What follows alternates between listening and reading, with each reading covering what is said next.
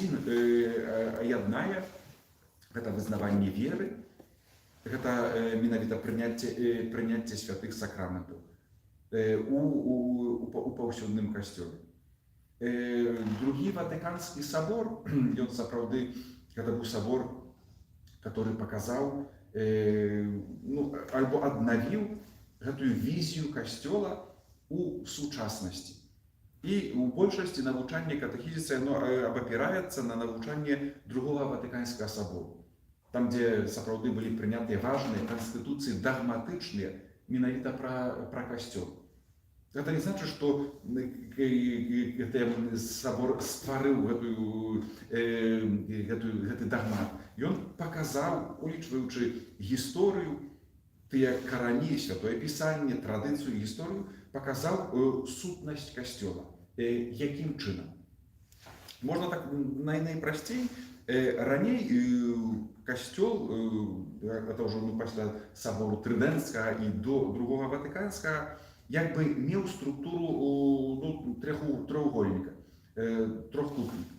І наверсе, вядома, гэта бачны элемент, над усім Бог, который асвячае касцёл. І гэты трохкутнік, трохвугольнік складваецца з некалькіх слаёў. На самым верху, вядома, папа рымскі, біскупы, святары, ніжэйшае духавенства, потым асобы кансакраванага жыцця, і на самым нізе, на самым доле гэта людзі светскія вернікі. І вось такая структура касцёла. Папа адзін, і там запаведна біскупаў болей, і гэта мела таксама некую логіку колькасную і таксама якасную. Хто бліжэй пана Бога, вядома, бо Бог тут на самым версе. І гэта вось дарога да святасці, цэлая канцэпцыя і так далей, менавіта такая. Другі Ватыканскі сабор, гэта, можа так графічна, гэта круг. Гэта круг, который бачым вялікі, у цэнтры знаходзіцца Хрыстус. Так як тут на самым версе быў Бог, там так сама Хрыстус, скажем, тут Хрыстус знаходзіцца ў цэнтры. І ёсць у гэтым крузе паяўляюцца такія іншыя, меншыя кругі. Так як напрыклад, гладкая паверхня вады, хтосьці кіне нешта, і паяўляюцца гэтыя хвалі, розныя такія кругі. І вось канцэпцыя другога Ватыканскага сабору, яна паказвае каталіцкі касцёл, бо мы ўвесь час пра гэтую прыкмету каталіцкасці разважаем, менавіта гэтыя кругі прыналежнасці да каталіцкага касцёла. У цэнтры Хрыстус, збаўчая гэтая місія дзела Езуса Хрыста, смерці і воскресення для ўсіх. Гэта у цэнтры. Гэта прычына узнікнення касцёла, і пашлі гэтыя хвалі. Найбліжэй гэта вернікі, которые прынимаюць праўдзівую веру ў каталіцкім касцёле, которые належаць да гэтага касцёла менавіта, вядома, праз хрост і праз прыняцце таго, што дае нам Хрыстус. Таксама гэтай пераемнасці улады апостальскай на чале з біскупам Рыму, который з'яўляецца першым у любові і ў сувязі з гістарычным значэннем гэтага рымскага касцёла у розныя перыяды.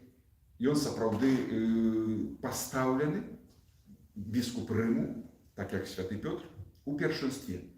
У лучнасці з ім, гэта значыць біскупы і людзі, яны становяцца найбліжэй. Далей гэта сапраўды людзі, которые прынимаюць хрост у імя Езуса Хрыста, у імя Святой Тройцы. Гэта ўсе, хто называецца, хто мае хвалебнае імя хрысціян. Такім чынам, паводле канцэпцыі другого Ватыканскага сабора, усе хрысціяне належаць нейкім чынам таксама да гэтай прыкметы каталіцкасці.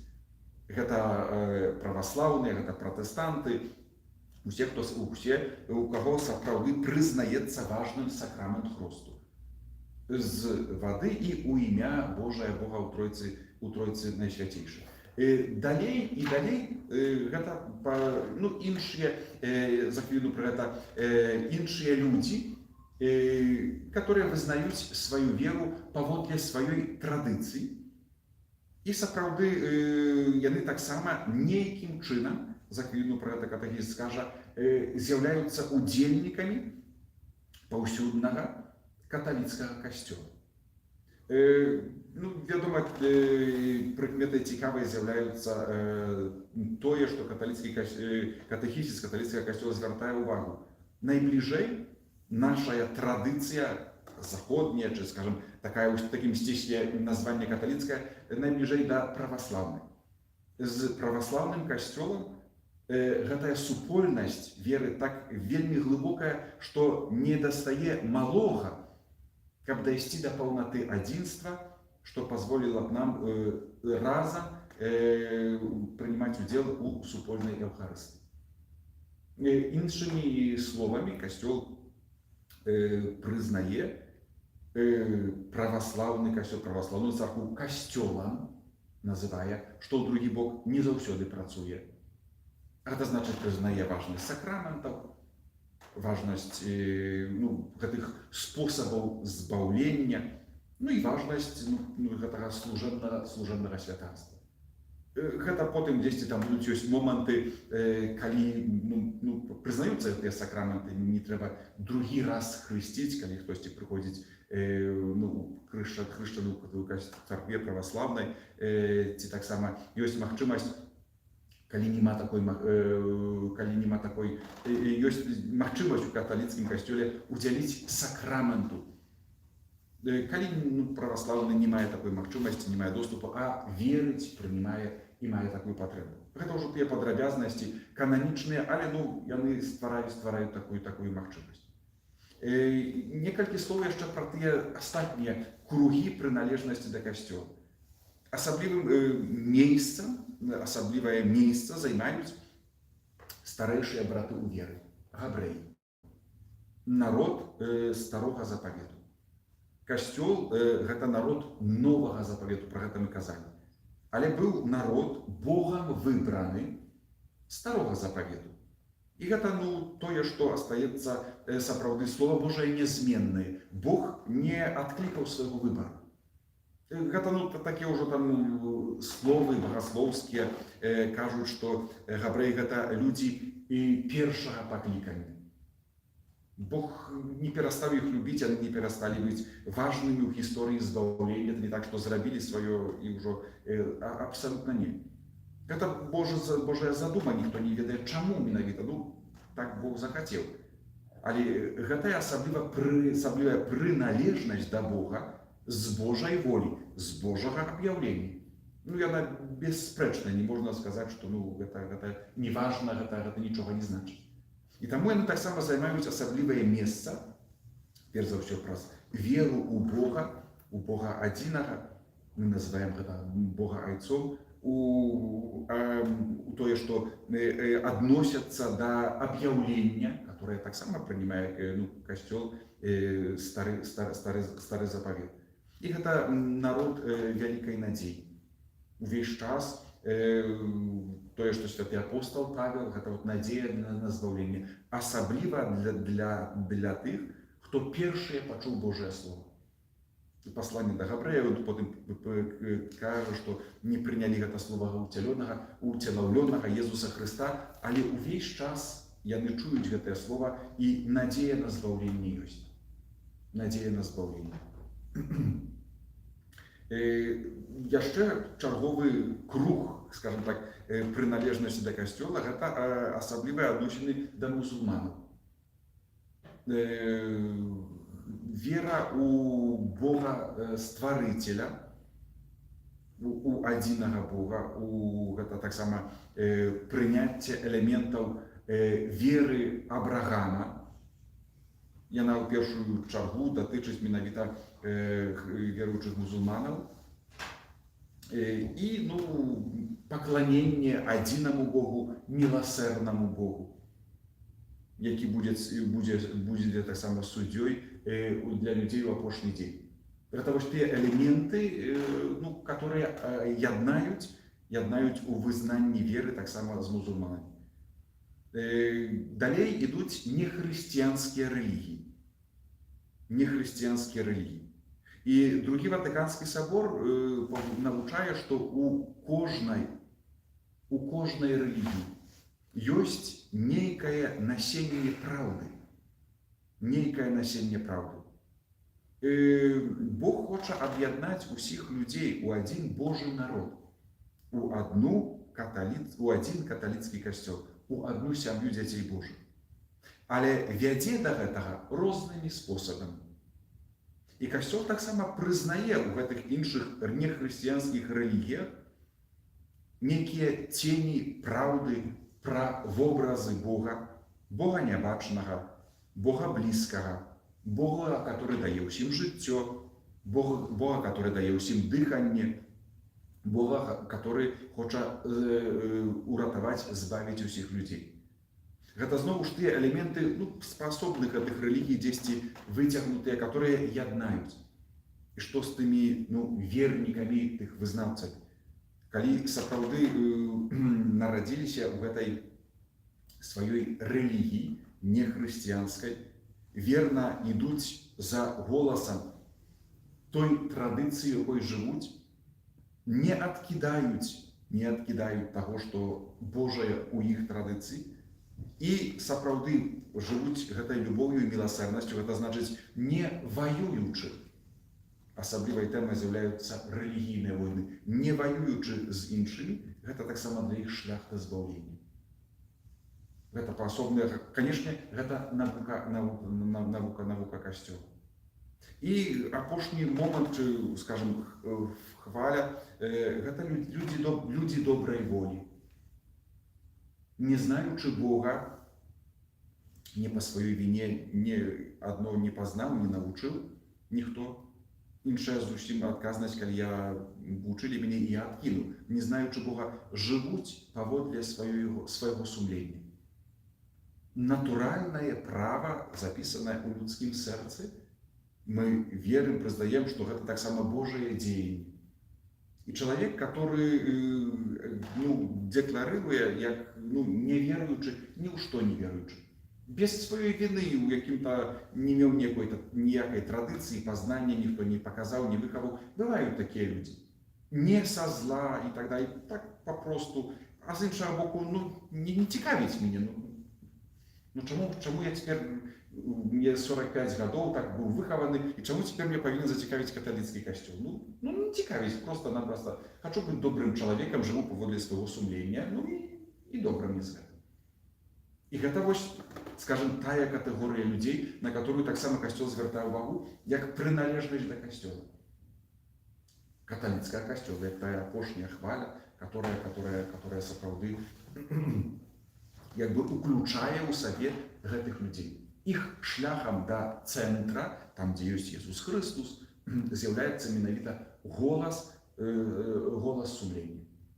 Калі іх шлях да святасці, да неба, калі не знаючы не па сваёй віне Бога, яны будуць ісці за голасам свайго сумлення. Яшчэ адзін важны момант. Традыцыя касцёла, асабліва айцы касцёла, вельмі часта падкрэслівалі на пачатку хрысціянства у сваіх апалогіях, абароне веры, падкрэслівалі, што гаварылі такі сказ: па-за касцёлам няма збаўлення. Няма збаўлення па-за касцёлам.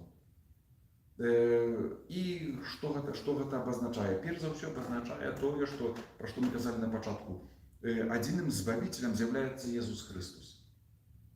Адзіным збавіцелем з'яўляецца Jesús Христос. Калі мы паглядзім на гэтую канцэпцыю, такую сферычную, скажем, гэтых кругоў, то ўсё ідзе да цэнтра. Нават тыя, хто найбольш далей, нейкім чынам яднаюцца з Христом, але так бы сказаць, Христос з імі, з кожным з'яднаўся праз тое, што аддаў за ўсіх сваё жыццё. Літургія Вялікай Пятніцы, і тыя, звярніце ўвагу, гэта вось, тыя канкрэтныя малітвы, которые паказваюць, як касцёл моліцца. пачынаючы ад касцёла, папу і так далей, за тых, хто не ведае Бога, але шукае яго сэрцам, та-та-та і та-та-та. Паасобныя гэтыя кругі, гэта вот паасобныя, калі праглядзім гэтыя малітвы, там іх 10 і так далей, гэта вось кожная малітва гэта ўсё шырэй і шырэй абнімае. Это вот вобраз Христа, который распостирает свои руки для кожного, за кожного, для кожного. Отдає своє життя. І кожний у розний спосіб черпає з цієї таємниці, з цієї криниці ласк.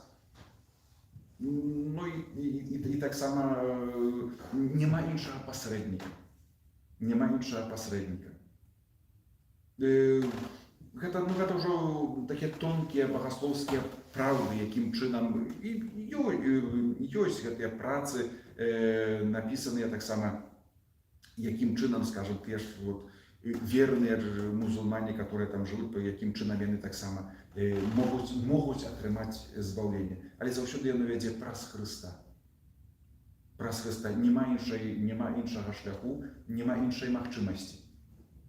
Ну, гэта тое, тут ніколі не будзе кампрамісу. Ніколі не будзе кампрамісу. Адзіны збавіцель свету Jesús Христос. Учора і сёння заўсёды навекі. Асабліва, ну, гэта яшчэ кардынал Ратзінгер, папа Бенедыкт XVI, ну, гэта высокай класы багаслоў, который спецыяльную такую дэкларацыю подписал, и так само был редактором головным. Но так само выкликала разные шумы в разных кругах, что это нарушение какого-то вот такого миру, супокою, что мы лепшие. Ну, треба за зразумением читать, там не поставлено, что мы лепшие, там был Иисус Христос поставлен в центре. Что одна дорога до избавления является Иисус Христос, не то, что мы лепшие. А з іншого боку, так само конкретно сказано, кому шмат дадзена, ад таго больш будуць вымагаць. Гэта вось тое не лёгкія тэмы, але тут так само, калі мы праз іх праходзім, гэта важным так само з'яўляецца, каб іх нейкім чынам дакрануцца і абазначыць. Апошні момент, на который звяртаю увагу у гэтым пункце катэхізіс, гэта місіянерская дзейнасць. Касцёл каталіцкі адным з элементаў гэтага Божага плану і таксама канкрэтнай волі Хрыста перад тым, як ён узышоў на неба, было тое, как вучні, апосталы вучні ішлі, абвяшчалі добрую навіну, хрысцячы людзей у імя Отца і Сына і Духа Святого. Гэта тая місія, гэта тое пасланне. Ну, вядома, для гэтага ёсць касцёл, гэта місія касцёла не толькі тых першых місіянераў, але місія ўсяго касцёла на працягу ўсяго існавання. Ну і зноwu ж, вельмі канкрэтна, пра гэта мы ўзгадваем, калі гаворым пра касцёл, тая людская структура, которая пачалася 11, сёння 1,5 мільярда і так далее, радасць, гонар, не знаю, сорам, цяжка сказаць, тым не менш, гэта тое, што людское мы любім заўсёды палічыць, параўнаць і так далей. Але ёсць увесь час, перш за ўсё, катэхізіс скажа, што кожны, хто прыняў гэтую добрую навіну і прыняў хрост для сябе, можна так, той, хто знайшоў сваё месца ў каталіцкім касцёле, не можа спыніцца толькі на гэтым. Добра, я дома, все супер і так далей. Пачынаецца місія. Ідзі, навучай народы, хрысціць іх у імя Отца і Сына і Духа Святого. Вучачы іх выконваць усё, што я сказаў вам, і я з вамі ва ўсе дні аж да сканчэння свету. Гэта вось тая місія сям'і, грамадства і так далей. Мэтаю місійнай дзейнасці з'яўляецца менавіта сведчанне веры. Не чтобы нас было больше. Что такое прозелітізм? Гэта способ сапраўды показання сваёй веры, не толькі для нейкай лічбы, там за гэтым не ідзе якасць. І таму, звярніце ўвагу, патрэбная, як катэхізм падкрэслівае, вялікая цярплівасць. У гэтай місійнай дзейнасці, пачынаючы ад такой лакальнай, сваёй індывідуальнай, патрэбная вялікая цярплівасць. Менавіта гэтая цярплівасць, яна выпрацоўвае якасць прыняцця веры. Не павярхоўная, але менавіта глыбокая. І гэта тое місія, тое заданне, каб перад кожным з нас, але каб кожны усвядамляў, што гэта не так усё проста. Нам бы хацелася сёння, асабліва ў гэтым свеце, эфектаў, рэзультатаў і так далей, ўсё. І тут і цяпер, бо часамі можа на сябе здуемся, што я не так раблю, што ўсё правільна, тут гэтых рэзультатаў няма. Святы апостол Павел. Адзін сеє, другі падлівае, Бог дае ўзрост. Рабі сваё. Бог дае ўзрост у сваім часе. Выконваючы гэтую місію, важным з'яўляецца клопат пра адзінства хрысціян. Миссия, которая здійсняється «мы» и «вы», «порівняння» и так далее, это не миссия, это не миссия католицкого костела. Мы лепшие, вы горшие и так далее. Клопот об одинстве христианов, как все были одно. Не забывать эти слова, которые являются менавіта тем элементом миссийной деятельности. И учиться постоянно учиться будовать дыялог полной поваги. Полной поваги до человека, до тых вартостей, якими он живет, але так само до правды, которую я маю у себе.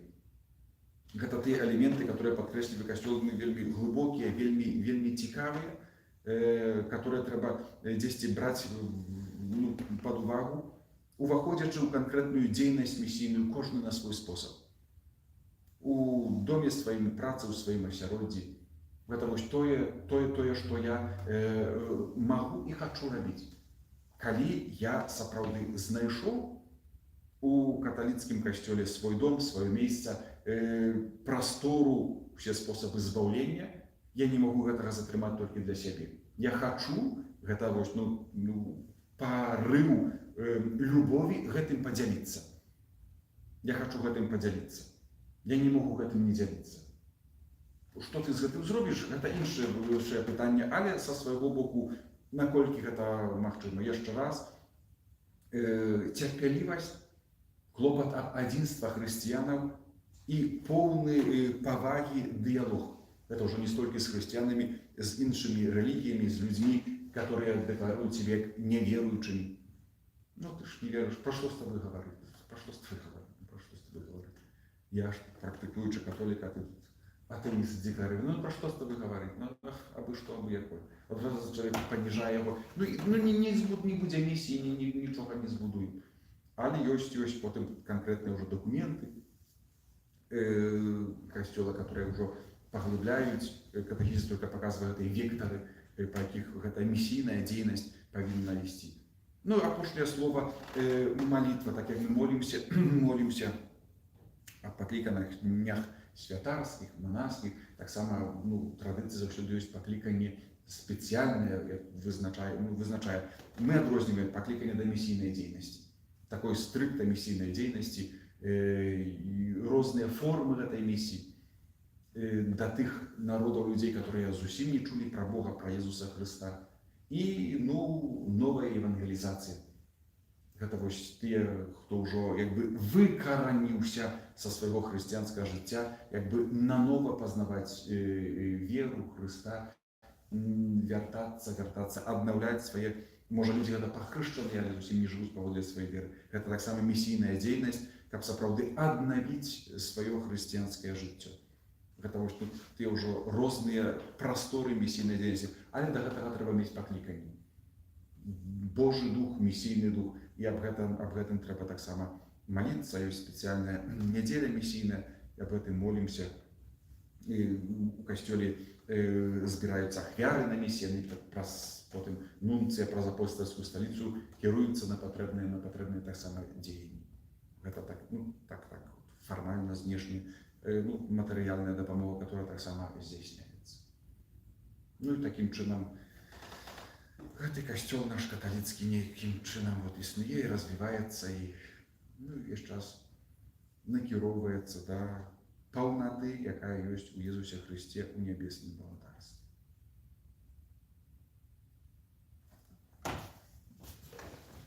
Наступная наступную сераду, потому що у нас добре і чотенько. 29-го запрошаю 29-го у наступную сераду костел апостольский костел еще не включен. Докончим и пойдем далее. Хвала Отцу и Сыну и Духу Святому, як была справедливу, теперь и завсёды, и на веки вечные. Нехай вас благословить Бог Усемогутный, Отец и Сын и Дух Святый. Тривайте у супокої Христа.